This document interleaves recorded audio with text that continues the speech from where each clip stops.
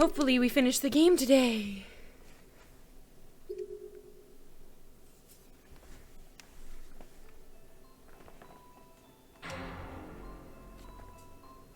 Okay, so this is the final chapter, but I feel like there's an extra one after this. Byakuren Senior High School, Student Council Room, 4:30 p.m. Hey, Mr. President, don't forget about tomorrow. Huh? What's tomorrow? Please tell me I can kick you. Absolutely not. So what's happening tomorrow? Hey, no violence in the Student Council Room. We've been over this. Huh, it's your own damned fault for forgetting. Ow! Stop, please. If I'd forgotten something important, I'd sincerely apologize.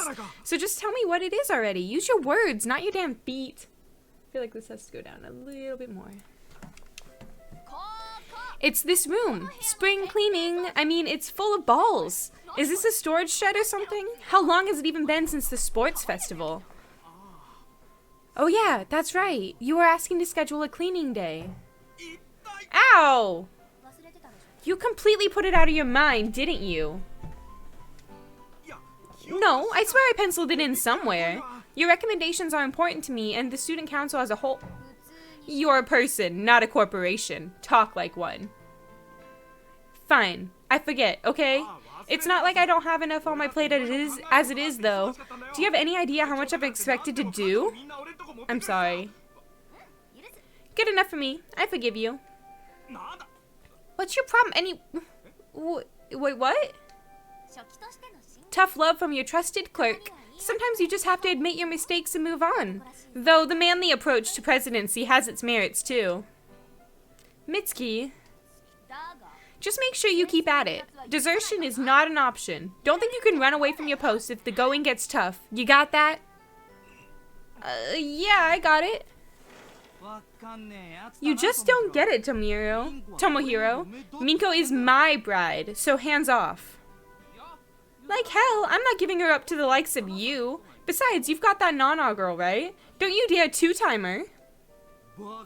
You're so clueless. It only really gets good once you've got at least 3 girls. Everybody knows that. Sounds like you guys are having fun. Is that a game? Oh, Yamamoto, you want in on this? It's a game where you use a stylist to massage and kiss girls. And you can go out with 3 at once. What? I'm glad you're enjoying your little romp, but let's keep it to 1 girl, you lowlifes. Hey, Peter. I didn't want you to miss it, so I messaged you. I'm sorry. Ow. You two remember what tomorrow is, right?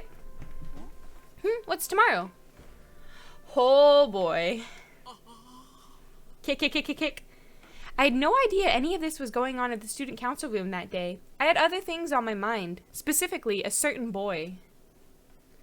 Byakuren Senior High School, Class 2-4, after school.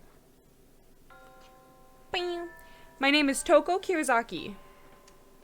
I'd been waffling for quite some time on whether or not to say anything, but finally I decided to bite the bullet and ask his best friend, Kirizaki.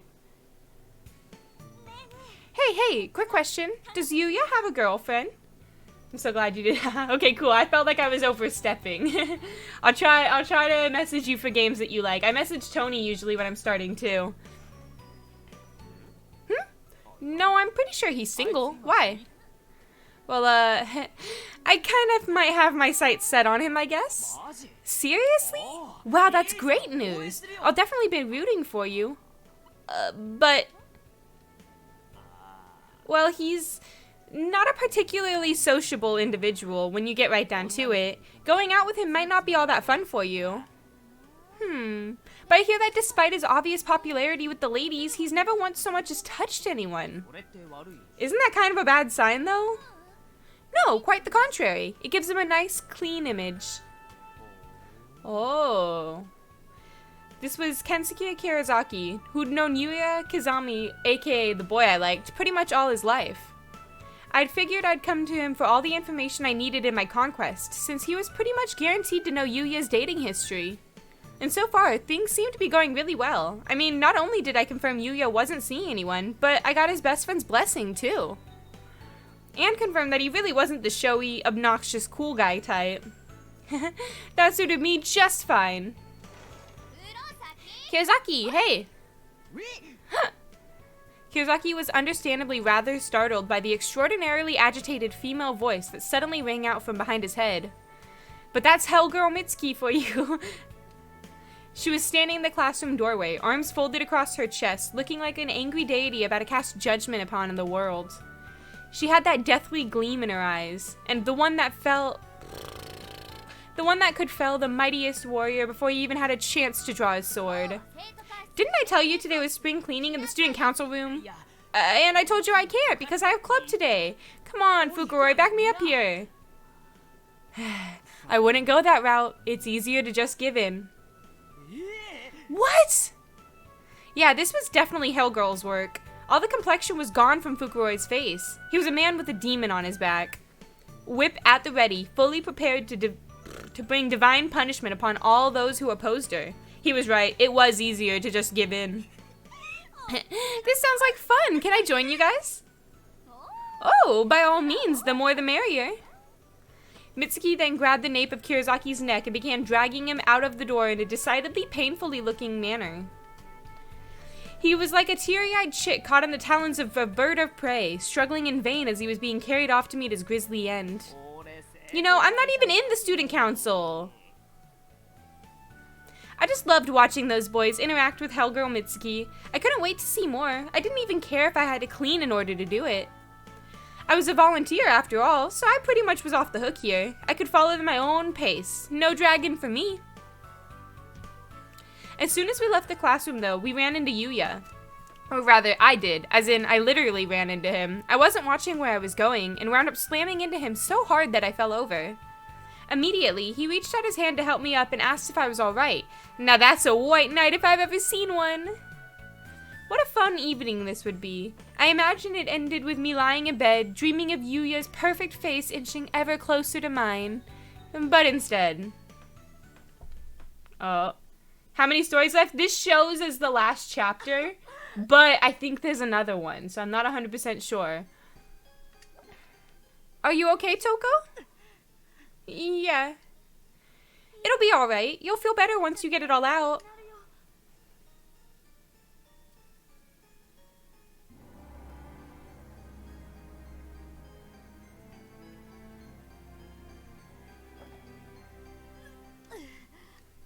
Was I right?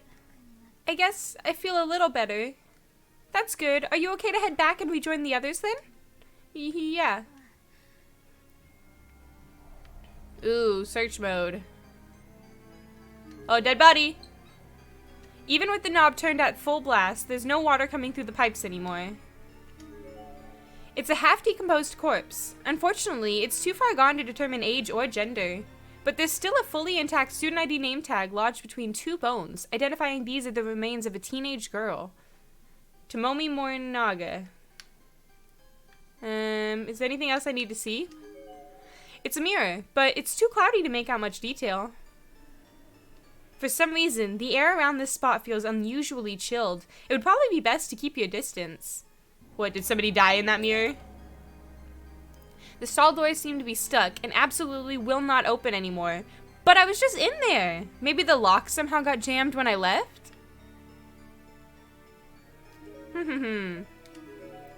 Where are the others? Are they just out here? Yep. Oh. It hurts, it hurts! God, no. I bet it hurts real bad. I've tied up your knee and thigh joints. That should help stop the bleeding. And we've got your leg right here, so don't worry about that. Oh, his leg's off. We were in an old-fashioned, run-down, and probably condemned school building. None of us knew how we got here, nor even where here was. I just emerged from the girls' room with Emmy after losing my lunch, where Yuya, Okawa, Karayama, and Shimada were waiting. The whole hallway was an absolute bloodbath after what happened. Poor Karayama walked into some kind of booby trap, and half of his right leg just was lopped off, from the knee down. It looked excruciating. How is somebody supposed to handle a situation like this? Why did this have to happen at all? It hurts. The fuck is wrong with this school? Why would there be traps set up in here? Where the hell even are we? Feels like somebody's screwing with us. Keep quiet. Ryosuke has been very badly injured. The hell's your problem? You stepping? Stop it, please. This is what tagging along with Mitsuki and the others got me. I thought it was going to be a laugh riot, and at first it was great. We all went to the student council room where we met up with Katayama, Shimada, and Emi and started cleaning and goofing around. And then when we were done, Emi suggested we all try out this new charm she discovered on the internet. She's nuts for that kind of stuff. She took out this simple white paper doll, and we were all kind of fascinated. So we did as we were instructed, and then suddenly everything went dark.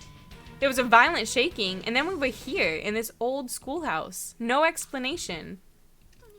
We just need to get out of here.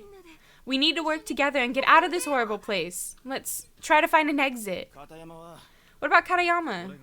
I'll carry him. Yuya. Yuya was so kind. You can always count on boys in times like these. Still, there was a potential problem with this course of action. Wait. What if there are more traps? If you're carrying somebody piggyback, you won't be able to react quickly enough to avoid them. But I know, we have to. What I'm thinking is, we find a way out and ensure the road between here and there is safe, and then we come back for Katayama. I'll agree to that. Yeah.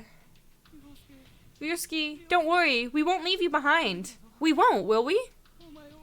Okawa was in a state of absolute panic. He just kept muttering to himself at Katayama's side. The two of them had always been extremely close. It's only natural he'd be worried, though his concern kind of bordered on obsession. But, who's going to go? We could lose our own legs in the blink of an eye, just walking around in here. You're the one who said we should find an exit in the first place, so you go! Shimada practically spit his answer at her. I hate people like him. Sure, he had a pretty face. That's basically all he had, though. People like him pose as models in men's journals, but they're not good for much else. He got a lot of girls, too, but I'm not one of them. I could never get past his awful attitude. It's such a huge turnoff for me when guys act that way. Not that I don't admire speaking with confidence and force. I try to do it myself whenever I can. But there's a difference between speaking forcefully and speaking in a way that belittles others. Shimada was basically just cold and uncaring. I'll go. I'm the one who suggested separating after all. I'll go too. Yuya. What a difference. Like night and day. Kind, thoughtful people like him don't just make flippant remarks. They just man up and get stuff done. I was crushing on him harder than ever, because now, not only did I think he was both cool and hot, I also gained a ton more respect for him. Yeah, this is like wild after you know how he is. There's no need for everyone to go. One more person should be plenty. Any takers? Dead silence. No volunteers, huh? Everybody just looked at one another, and then looked away as if they were ashamed of themselves. What do I do, Ryosuke? You'll be lonely here all by yourself, won't you? He was frantically shifting his gaze from one person to another. I'd never seen him so on edge before. Finally, the silence was broken by a loud, shrill male voice. Definitely not whom I would have picked. Ah, god damn it! Fine, I'll go. You stay here. Are you sure it's okay? Kirizaki said she'd go, and she's a girl, so I said I'm going. You wait here, you good-for-nothing sack. You just get in the way anyway. Alright, I'll sit here with Ryosuke. Good luck. Come on, let's go. If we don't hurry, Katayama could be in real danger. Toko, be careful, okay? I will. Was I scared? You bet I was scared. But in a situation like this, everybody has to work together. And as long as I had any willpower left in me, I wasn't about to give up. Plus, it didn't hurt that Yuya was with me, so I knew everything was going to turn out just fine. I bet he kills her. Oh, jeez. Do we have to go in the boys' room? Nope, locked up.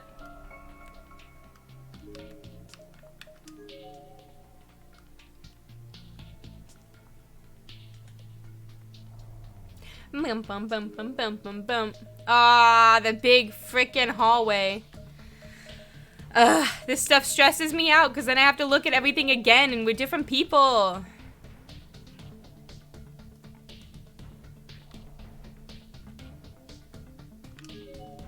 How do it feel to be... how does it feel to be stabbed? The writing is partially erased, making it hard to interpret what it might have said. I don't know, I figured it out. This door seems like it might just be openable. It's a bunch of dishes? They must have been propped up against the door. They were wet, bloody prints all over them. It's a little disturbing. The door is closed up tight. It won't even budge. Okay. It's a newly deceased corpse. Based on appearance and dress, she seems to have been a female. There's a student ID name tag at her feet. Megumi Onda. Bum bum bum bum bum bum.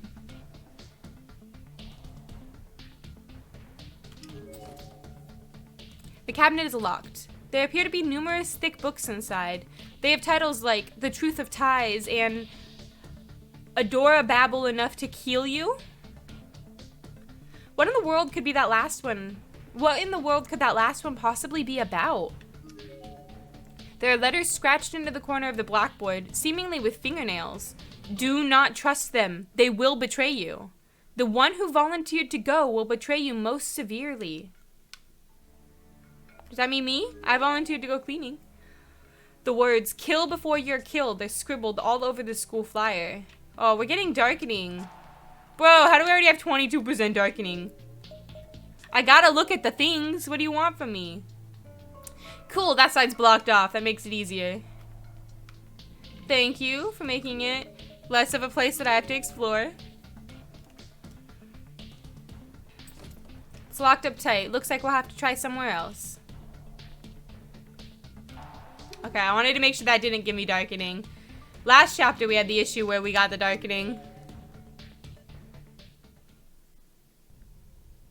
The word infirmary was written on the plate above the door. Somehow the room just felt like it would be deserted. It was oddly confident about that.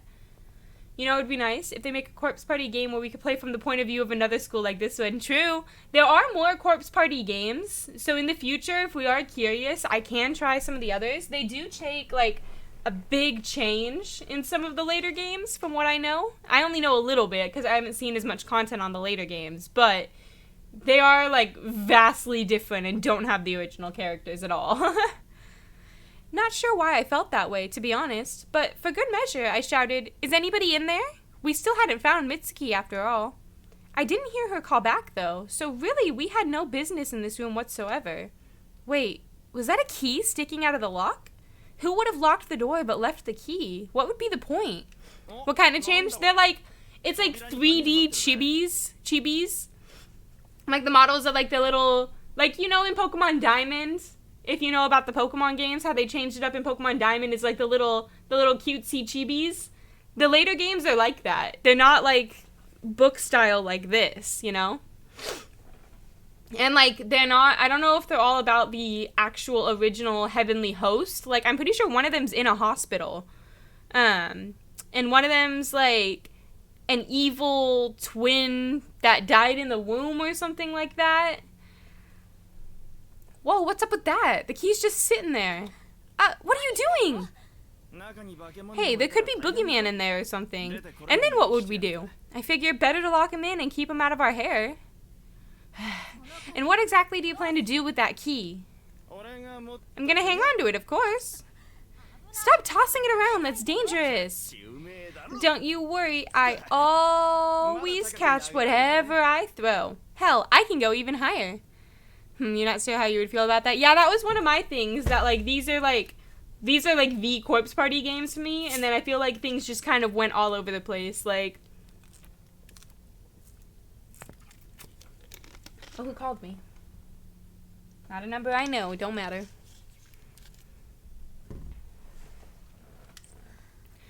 Honestly, pain in the ass. Shimada was such a pain in the ass. I really couldn't stand that guy.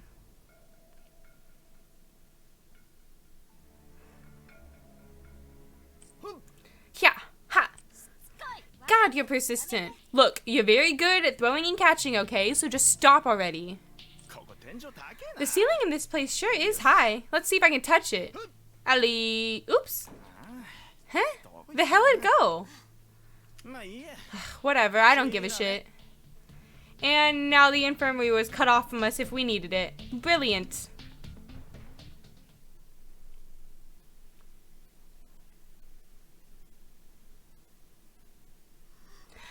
It's an exit. An honest-to-goodness exit. We can finally get out of here. I rushed over to the door, hopeful yet afraid, knowing it might not open, but praying this horrid place would show us at least a little mercy. Gingerly, I raised my hand and pushed on it, and it swung open without even the slightest hesitation. It almost seemed too easy. But there's nowhere to go. It was unnaturally dark outside, though, and the rain was coming down so hard that peeking my head out for just a moment left my uniform completely soaked. Shimada pushed past me, throwing the door open even wider with his usual lack of regard for anyone and everything around him. My clothes went from soaked to drenched in a matter of seconds. If I were actually to walk out in it, I felt like I'd drown. What is this place? It's way too dark out here. We in a forest, maybe? It's really coming down. If we went out there in a rainstorm like this, we'd get soaked to the bone. I wouldn't mind seeing that look on you. Anyway, we know we can get outside safely now. Let's go back and get Karayama. Come on, Yuya? Despite our having found a way out, Yuya's demeanor hadn't changed a bit. He was standing back by the hall, where he could watch over us while also keeping an eye out for anyone else who might happen by. The model of maturity. Shimada, on the other hand. You guys go back if you want, but I'm leaving. What? I'm not about to stick around in this fucked up place any longer than I have to. Screw the others. I'm out of here. You can't be serious. Hell yeah, I'm serious. Those assholes are the ones who chose to stay behind. They're just gonna die one by one, and I say let them. I didn't think you were quite that callous, but far be it from me to stop you. Say, Kirisaki, you want to come with me? The tone in his voice said it all. He'd hit the ultimate low. After abandoning his friends to save his own hide, he was now basically propositioning me. I really don't want to see you die. You've been real precious to me for quite some time, you know. With an obviously rehearsed and truly sickening pickup line. He really was the slime ball to end all slime balls. Unbelievable. What the hell is wrong with you? Get your eyes off me, you jackass. I couldn't believe he had the nerve to pull something like this. I felt like that may have been the first time I'd ever truly yelled at somebody. I was absolutely livid. And he wasn't even done. No, he still had plenty of salt left to throw in the wound. Oh, shut the hell up, you ugly bitch. Don't go getting the wrong idea. I was just trying to be nice and give you a ticket out of this hellhole, but if you don't want it, that's your loss. You need to die already. This guy's a lost cause, Yuya. Let's just go. My head was swimming. I was scared. I was angry. I was sad. Every negative emotion brought to the forefront, and every positive emotion pushed away. I didn't look back. I just turned away from Shimada, walked over to Yuya's side, and continued past him into the hallway. Yuya had been watching all of this unfold from the other side of the room, and for a moment, he just stood there, staring blankly at Shimada. Huh? The hell are you looking at? Get out of my sight, you spacey bastard! What's scary is the fact that Kizami has a knife, which means that he brought it to school with him because he did not find it while we were here. Keep that in mind. Shimada then drew a large knife from his breast pocket. Its tip struggled to glisten in the dull light of the room, but it did ultimately succeed. He began waving it around like a dumbass, probably thinking it made him look more menacing. Check it out. Just bought this baby yesterday. Not bad, huh? Bet I could put it to good use, in a lot of ways. Oh, so it wasn't Kizami's, it was Shimada's. That's what I meant. Either way, Shimada brought it to school. You're an amusing fella.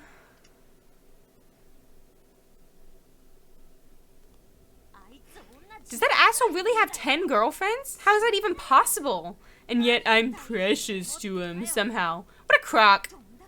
How low of an opinion must he have of women in general to pull crap like that? There's just no excuse. I was indignant. I was fuming. I just kept cursing and mumbling as I fast walked back to the 3rd floor to meet up with the others. And all the while, Yuya was keeping pace with me, saying nothing at all. Always the model of maturity, always even-tempered. He really was like a rock. Or maybe he found my mutterings annoying and was just keeping quiet so I'd do the same. I didn't like that possibility one bit, so I mentally slapped myself on the cheek, forced positivity in my voice, and tried to engage him in cheery banter. 10 girlfriends, pimpin' ain't easy.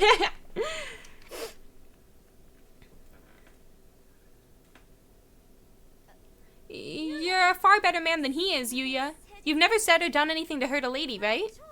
I mean, I know you've got a lot of women falling for you, but I've never once heard of a single bad rumor about you from any of them. It's kind of amazing.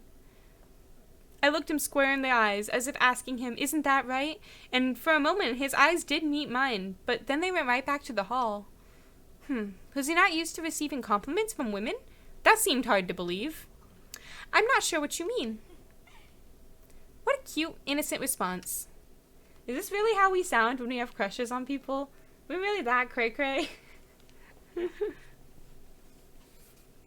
I must have come across as bipolar to him or something. One second I'd try to lighten the mood with small talk or compliments, and then I'd start to feel scared of the school again, or angry at Shimada, or sad for Katayama. My mind just couldn't make up its mind on what to feel. Toko, Emmy, isn't anyone there? Mitsuki! That was Mitsuki, wasn't it? It was coming from downstairs. Mitsuki's voice echoed up from below, but our friends were waiting for us above. For a moment, I wasn't sure which direction to go, but only for a moment. The fact is, our friends were very, very close. So close that it would be foolish not to tell them what was going on before chasing after Mitsuki. Come on, we need to check with Emmy with the others, and then follow the voice downstairs. Yuya just nodded and began running up the stairs, and I was right behind him. You playing Celebration of Death of Bodies. It's our favorite, Emma. It fits right in with our channel motto. Sorry it took so long. We found an exit. Come on, we have to get moving. I was out of breath, staring down at the ground and talking to what I assumed would be 3 very attentive friends. But then I looked up. They were all there, but there was no immediacy, no urgency on anyone's face. Emmy and Okawa weren't even looking at me, nor at Yuya, but at Katayama. They were fixated on his face, and each boy sad, hopeless expression, and they certainly weren't about to get moving. There was a general heaviness in the air. Something was very wrong. I gently reached out my hand and touched Emmy's shoulder. What's going on? Toko, Katayama's getting weaker. He's not gonna make it. Ryosuke, why won't you talk to me? Say something, please. Emmy's eyes were filled with tears. Okawa, too, was cradling Katayama's head and looked like he'd been crying this whole time. His eyes were bright red and his nose was running.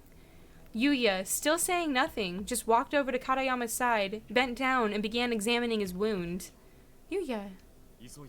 We need to hurry.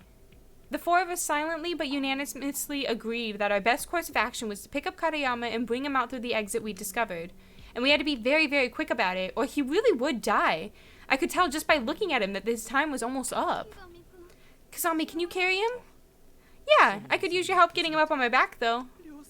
Ryosuke, hang in there. We'll save you. As this was all going on, I had that nagging feeling I was forgetting something. Of course, Mitsuki! We had to go find her. We couldn't just leave her behind after all.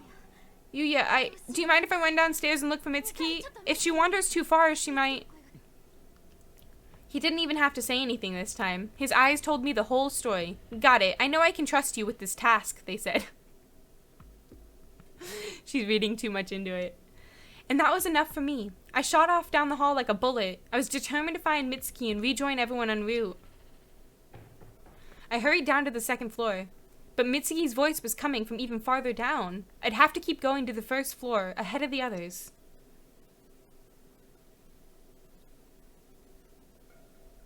Oh, now it's my turn? Okay.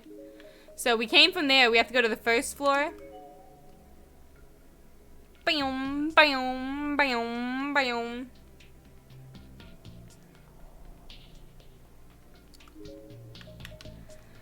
Do we know where she was here, or... So this is the 1st floor. They're heading to the exit anyways. Mitsuki dies in the 2nd wing. Am I gonna have to go into the 2nd wing? I guess we start in the pool and see if anything's blocked off.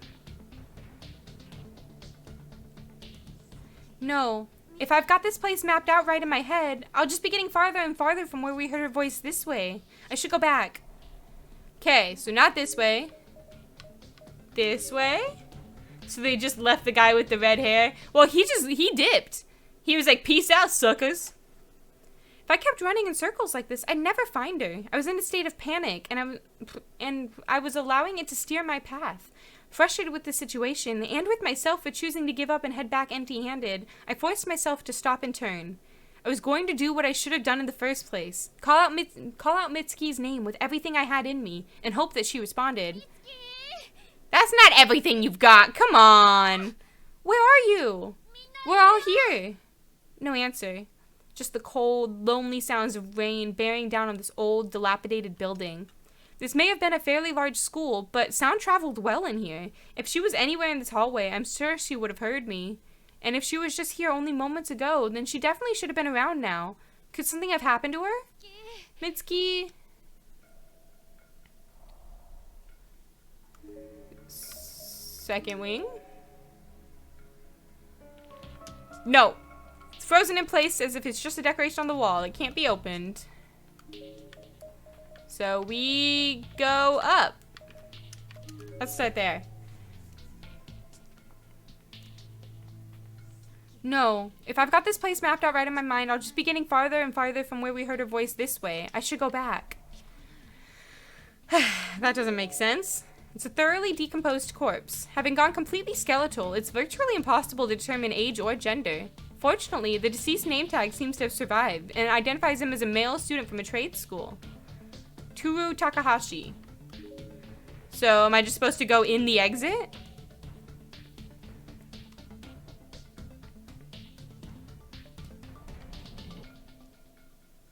Because it's kind of blocked off all four corners of where I could go. Because, like, it said I couldn't go that way, and I can't go that way, which leaves me only going here. And that's the staircase I came from. Like, I'm confused. So it said this way is farther and farther anyways, but is there any, like, items on the ground? That's a dead body. Half decomposed corpse. Appears to be remains of a female high school student. She seems to be loosely gripping her ID name tag. But it said this way was getting farther too, so it can't be here. We already looked at that dead body. Is there anything else? No. Boom, boom, boom, boom, boom, boom, boom. Do I have to look at each tile? Because it kind of seems like I do.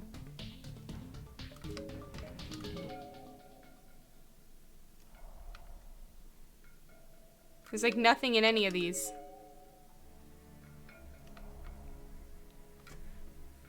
Like, that was frozen in place. We can't go in there. Yeah. So what, do I just go back up? I'm so confused.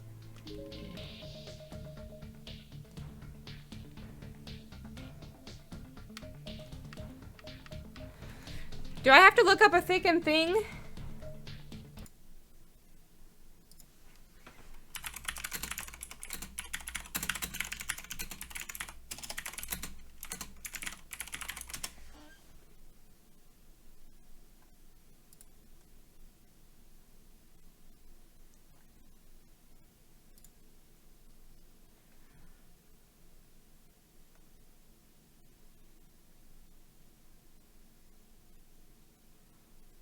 Oh, okay, so yeah, it just says go back.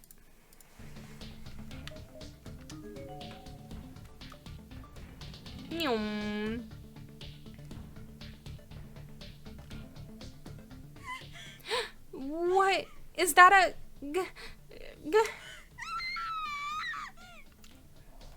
Hello, little boy. It appears to be the ghost of a young boy.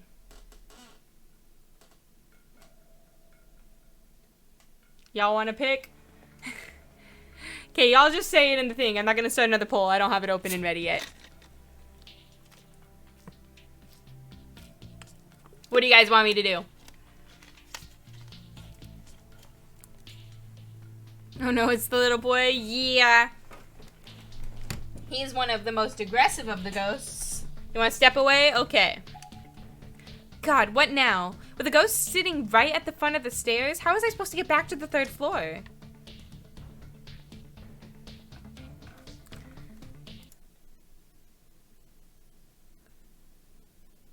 Okay. Boom, boom.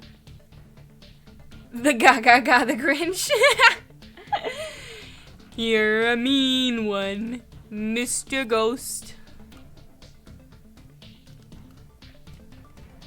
Boom.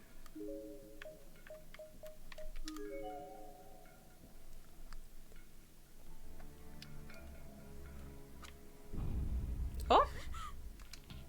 What the hell was that? What had just appeared in front of me?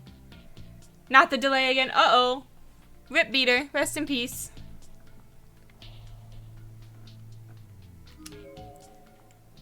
From the looks of it, you're another victim dragged here against your will, no?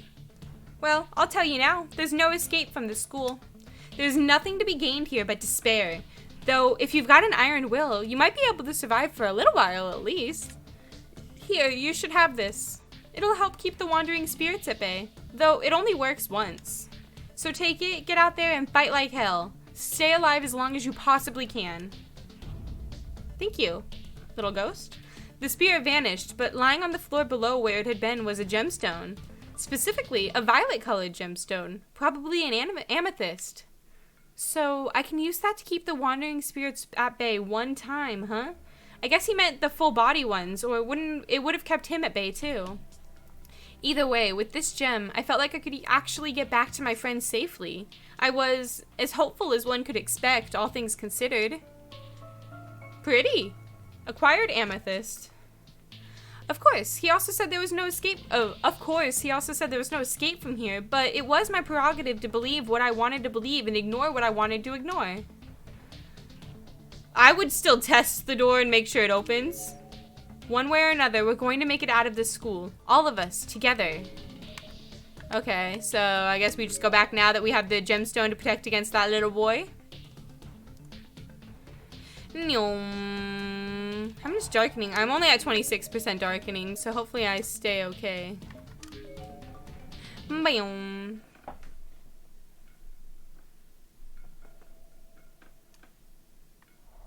So maybe now we go and look closer. It appears to be the ghost of a young boy. So use the amethyst to try to sneak past.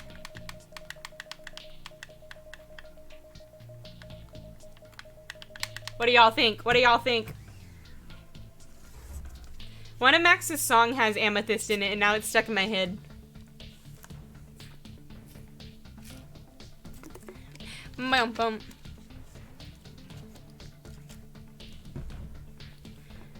Bum bum. Ow. Option 1.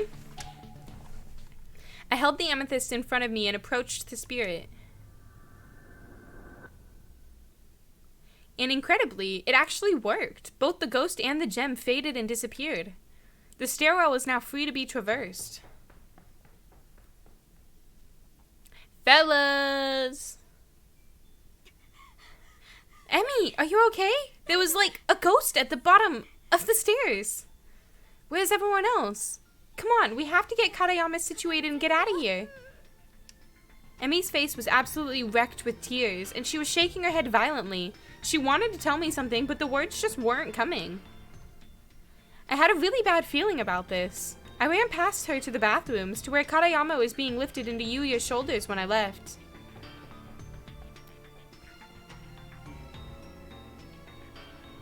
Why? Katayama was back on the floor, right where we'd set him down when this whole ordeal began. Why wasn't he on Yuya's shoulders? What was going on? I had an inkling, but I didn't want to believe it, so I pushed it out of my mind. Yuya, what are you still doing here? We need to get Katayama ready to go. He didn't make it. What? Right after you left, he let out a huge scream, and then he just went limp. No. How did I not hear the huge scream? I didn't know what else to say. A person had just died. And not some stranger, but a person I knew. A friend. But it was the strangest feeling. I kept looking at him and thinking, is he really dead? Is this really what a person looks like when he dies? Seeing him like that drained every last bit of energy I had in me. I fell to my knees, thoroughly defeated.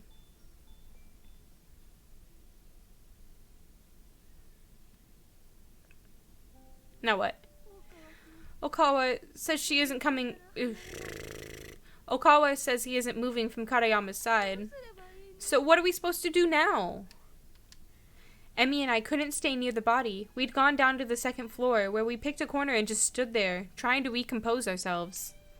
Yuya elected to stay with Okawa on the third floor, I guess to try and break him from his shock and help put some distance between him and Karayama. None of this felt real, or maybe I just didn't want it to feel real. Ow. It was a nightmare. It had to be. I'd just sit up in my bed and it would all be over. Why did this have to happen? I'm not waking up. I don't get it. I'm not waking up. I keep trying to tell myself this is all just a dream, but... Don't go. My energy was waning again. I sank to the ground, landing on my knees. Emmy followed my lead and put her arm around me for comfort. A friend had just died. He just died. God, why?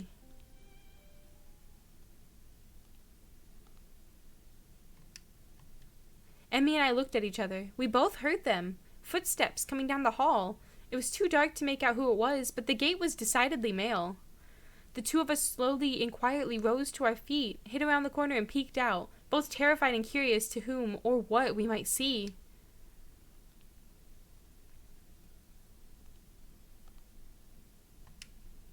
There, at the end of the hall, the figure finally came into view. It was a tallish man, unsteadily teetering as he slowly strode toward us. It was Shimada, drenched from head to toe. Shimada... Emmy shot forward, intending to run toward him, but I grabbed her arm and held back without even thinking about it. She turned and looked at me with a puzzled expression. I can't handle him. What? Don't tell me he did something to you. No. Thanks goodness. At times like these especially, we really need to keep each other in the loop about everything that happens. She looked back at me again as she said this, staring right into my eyes in an almost disciplinary manner. It was the perfect guilt stare. I couldn't help but succumb to it, feeling bad for not having filled her in about the Shimada incident. Yeah.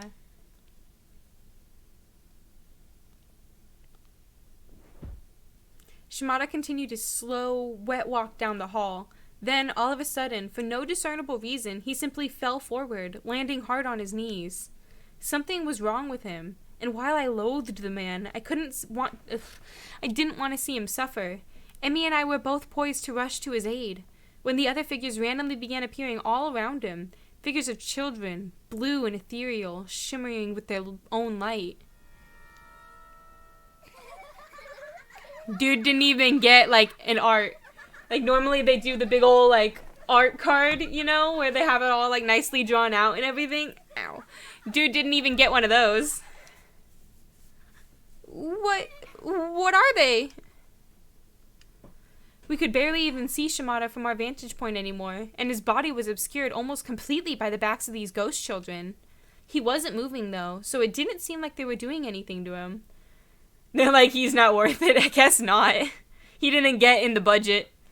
But then, he wasn't moving at all, which seemed highly suspicious. It occurred to me that maybe we should try to save him. I inched forward. He was still in exactly the same position he had been when he fell to his knees. He literally hadn't moved at all. Was he unconscious?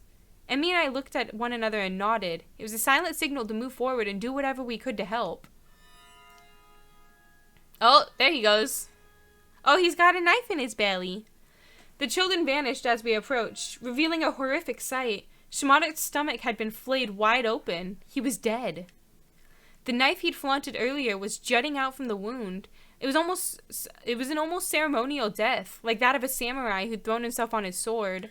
Also, how was that big of a knife in his breast pocket of his jacket? They said that he pulled it out of the breast pocket of his jacket. Look at the size of the pocket on his breast pocket, and then look at the size of the knife. And he brought it with him to school. No. No! What were those children? How should I know? And they might still be nearby. It makes sense to me. Okay, Emma says it passes the vibe check. We're good. Must be a magician. Kazami, it's horrible. Shimada is... Yuya, who'd presumably rushed down to see what was wrong, calmly walked over to Shimada's body. He was checking for signs of respiration or pulse. He turned back to face us again a moment later, and his facial expression said it all. Shimada really was dead.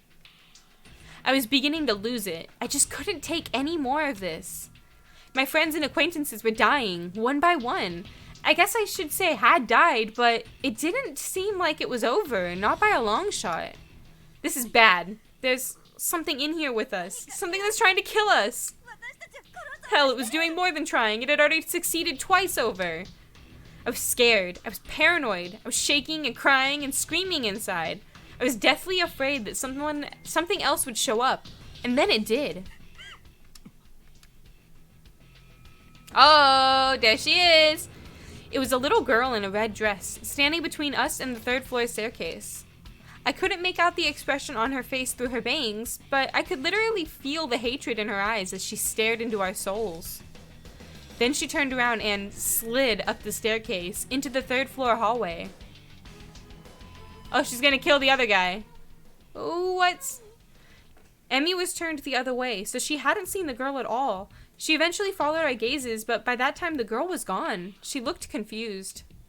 That particular apparition looked a lot different from the other ghosts I'd seen, but there was still no doubt in my mind she was definitely a ghost. What do we do about Okawa? We have to go get him! We have to get out of the school now! I'll go call him down. Wait! Yuya, I'll come with. It could be dangerous. You wait here. Dangerous? Well, that is the direction of the girl in the red dress. I guess Yuya didn't want me to be put in harm's way. I nodded and watched his back recede into the darkness as he chased after Emmy. He's gonna kill her.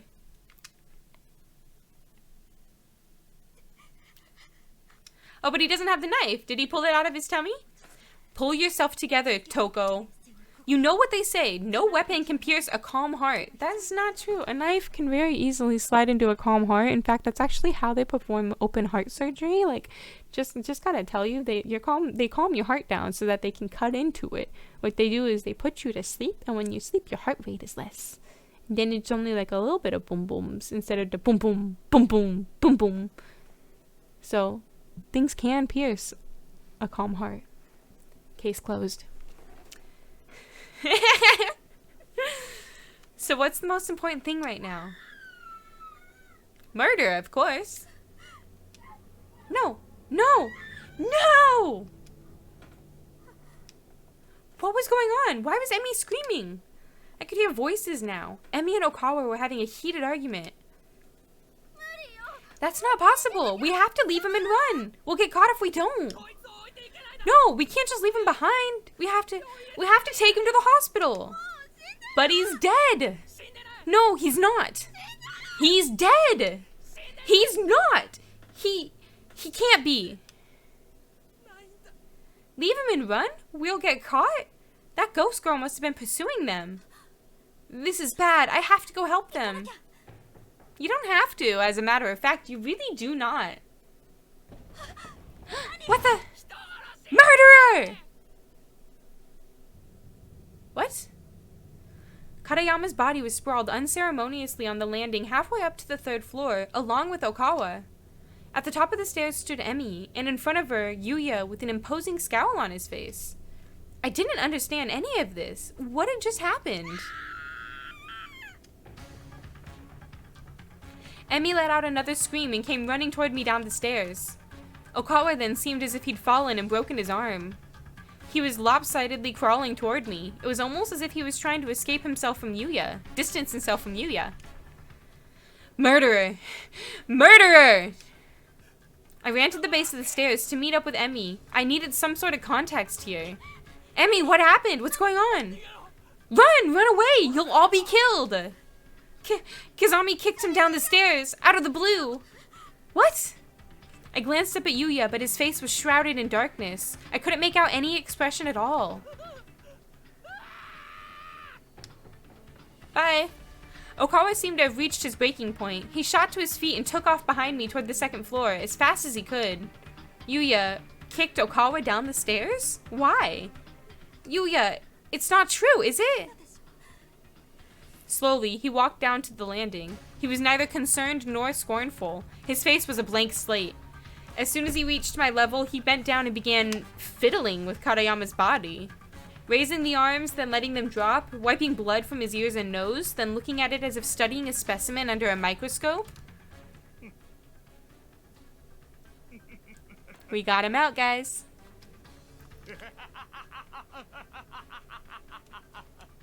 What the hell? He was enjoying this. I finally got to see another emotion written clearly on his face, and it was elation? How is this not some crazy dream?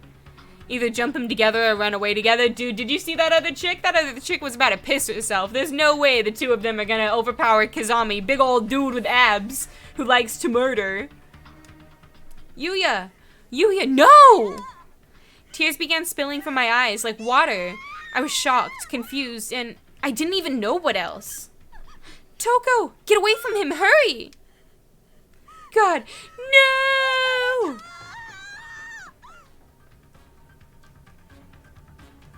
It is one guy and two girls, that's what I'm saying. One girl is like scared out of her mind, and like that basically means you basically got one girl to jump him, and he's gonna overpower that. Emi and I found ourselves standing in front of the door to the school infirmary. Shimada took the key and lost it, so this room is no good. If we hid in a place like that, we'd be sitting ducks anyway. We need to go further down, to the first floor. The poor girl was frantic. Yeah, like this is one of the girls. So that's what I was saying, is this girl would not have been able to jump Kizami and win a fight.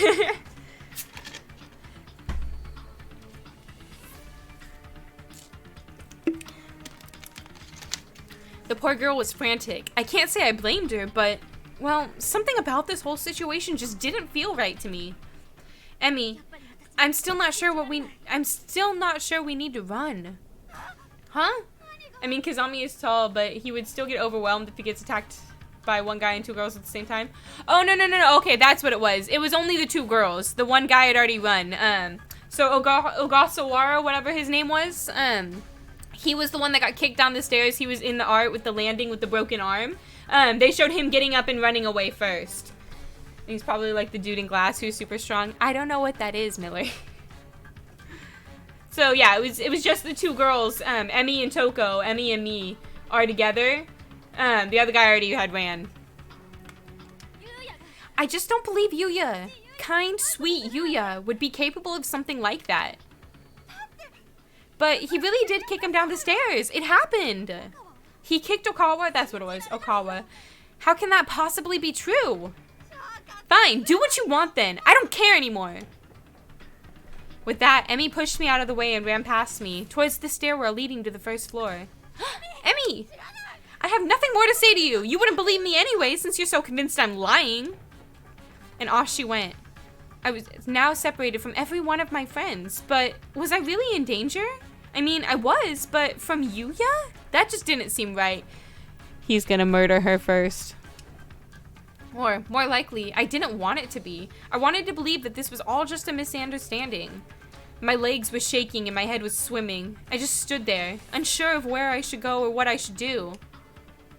And then there he was, right behind me.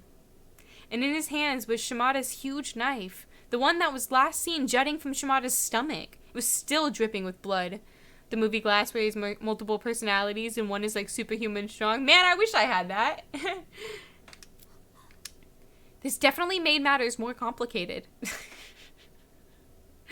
You just stood up for him because he's your crush, and then he shows it behind you with a bloody knife dripping with blood in his hand. Just chillin'. And you're like, this does make it slightly more complicated. You know what? We can still go to prom together. It's okay. How could I doubt Yuya's guilt when he was holding something like that? Why did he even have it? How could he possibly bring himself to pull a knife from his friend's lifeless corpse? But I wasn't going to run. I turned around and I braced myself. I opened my mouth, intent on discussing this rationally. She's not very bright. No, she ain't. She's being led by that... I can't... Never mind. I was gonna say the other head, but she's a woman. So she's being led by her down belows. If I ran away now, I felt like it would all be over. There would be nothing left to save. No one left to trust. But what could I possibly say to him? As long as he doesn't stab me too many times. As long as he waits till the end of the night to stab me. You know, let's have a nice night. And then you can put as many holes in me as you like. It's okay. Oh, I feel like we're supposed to say, are we alright? But I'll let you guys pick. What do y'all vote? Which option you want me to pick? Whoever says it first gets it. Oh my god, my chest still hurts so bad. I got my x-rays today, but they even said that if I have a fracture in my sternum, which is my possibility at this time, they even said that there's like nothing they can do about it, so... But it hurts very, very badly. Option 2? Okay. My body was still visibly shuddering, and I doubted I'd have much of a voice if I tried talking. But I just wanted this to all be a horrible mistake so badly. I knew I had to say something. I knew I had to get through to him.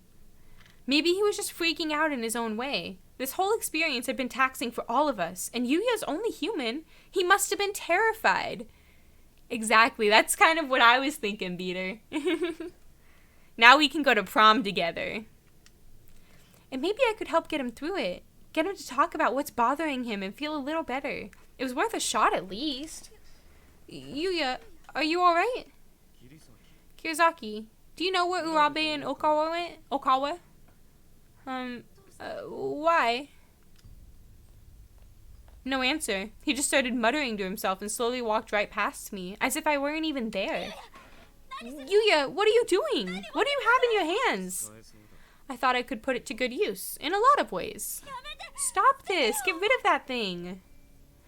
I mean, it's good to have a knife in a place like this, because it seems dangerous and bad things are happening, so yes, on one hand you would want a weapon, but he's obviously not wanting to use it as a weapon, considering he's saying he could put it to use in a lot of ways, which means more than self-defense.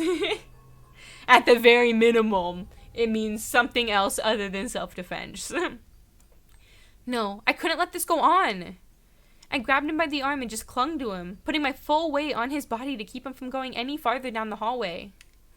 He was at a crossroads, about to walk down a path of no return, and I wasn't going to lose the kind, considerate Yuya I'd fallen for. Unfortunately, the only tools I had at my disposal for stopping him were my feelings, and those just weren't going to be enough.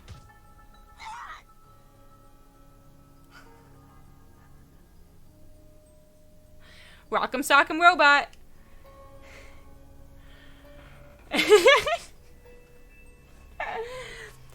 I was so startled that it took me a moment before I'd even figured out what happened. It's the same in here, you know. That was the first time in my entire life that I'd ever been punched in the head, and he put everything he had into it. Getting killed by this school? I couldn't focus. My brain was still rattling inside my head from the impact. Or getting killed by me. The world was spinning. I looked up at him with spasmodic, twitchy, tear-filled eyes. There's no sign of remorse or compassion whatsoever. He looked like a feudal warrior, clutching his sword and staring down at his enemy. The area all around my eye was throbbing. It hurt so badly and felt so swollen and sore. I couldn't even imagine what it must have looked like. And he wasn't done with me. He got in closer and closer, grinning unnaturally as he raised his fist for a second strike. Let's test this out on you, shall we? You can be the first. Well, she wouldn't be the first because Shimada was stabbed before her, just saying. So it's already been tested and we know it works. Bye-bye. Are we Emmy now? I was running on pure instinct and adrenaline at this point. I shot to my feet and just forced them to carry me to safety. Somewhere, anywhere. Oh no, so we are still Toko. He was going to kill me. He was really going to kill me. God.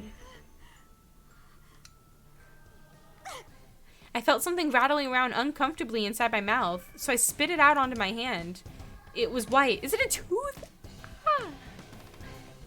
A single white tooth with blood-red highlights at its root. That maniac had actually knocked out one of my teeth. Bonk. my tooth. He was there, just behind me. I panicked, tripping over my own feet and stumbling to the ground on the landing. I panicked, tripping over my own feet and stumbling to the ground on the landing between the first and second floor. I'd fallen on my backside, dropping my tooth on the ground next to me, and began slinking away from the encroaching figure of Yuya Kazami. Save me! Somebody! Anybody! God, please! No. No! I was scooting backwards across the floor, too stiff, sore, and scared to stand. But then my hand brushed across something small and metallic. A key! It's the infirmary key that Shimada lost! Even with my hand right over it, I was shaking so badly I could barely work my fingers to get a grip. It was the most frustrating feeling in the world, and for a few seconds, that felt like hours, I just kept trying in vain to pick up that damned key. Yeah. Oh no, Beater. Emma's here for revenge. Finally, I slipped my finger through the ring. I had it! This was my one and only chance. Scrambling to my feet, I somehow slipped past Yuya, and ran back up to the second floor, as fast as I could force my shaky legs to carry me. I had the key. I could lock myself in. I could hide in the infirmary. Kazami didn't pursue. Not right away. He just stood there, staring at the tooth I dropped on the ground. You remember instigating yesterday, Beater, during the coloring stream?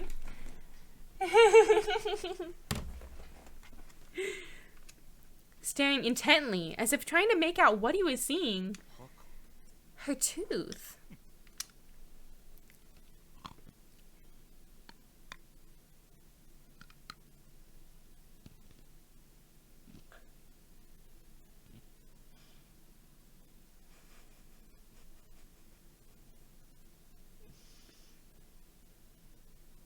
What? Can you even crunch a tooth that easily? By that measure? Can you just like crush your own teeth? That's not candy corn, sir.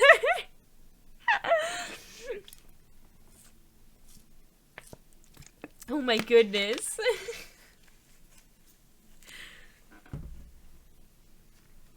What?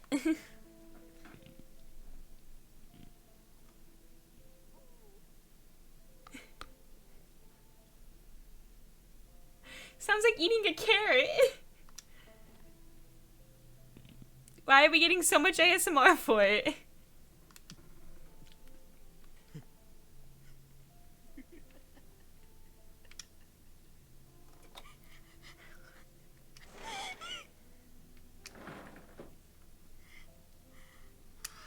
There didn't seem to be any way to lock the door from the inside.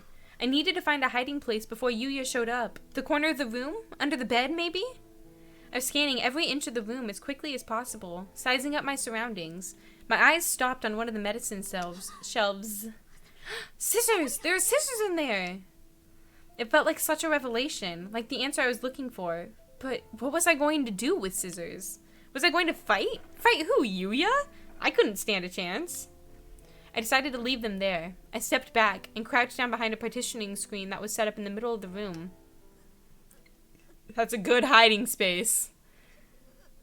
This is what happens when you leave a person without therapy almost into his entire life. Well, I would hope that this is not what always happens, Beater. I hope this is not a common occurrence.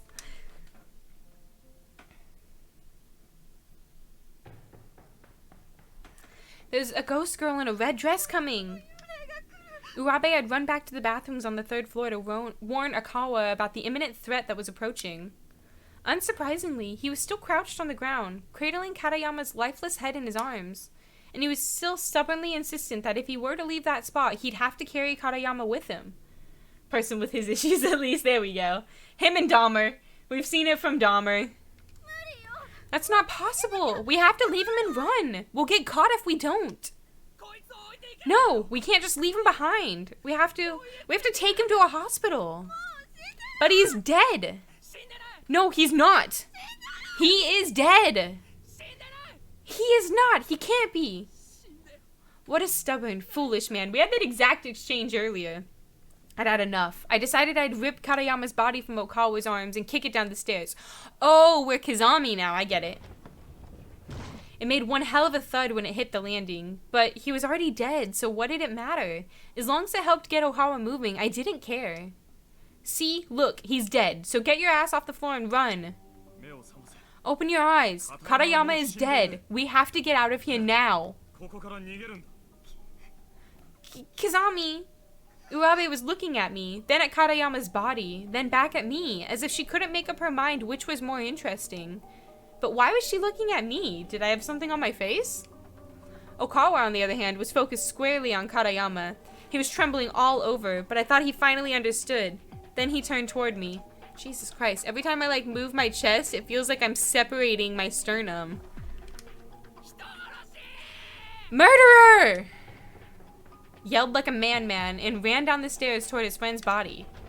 He wasn't exactly in his right mind, however, so those last few steps didn't quite go as planned. He tripped and fell quite hard next to Katayama.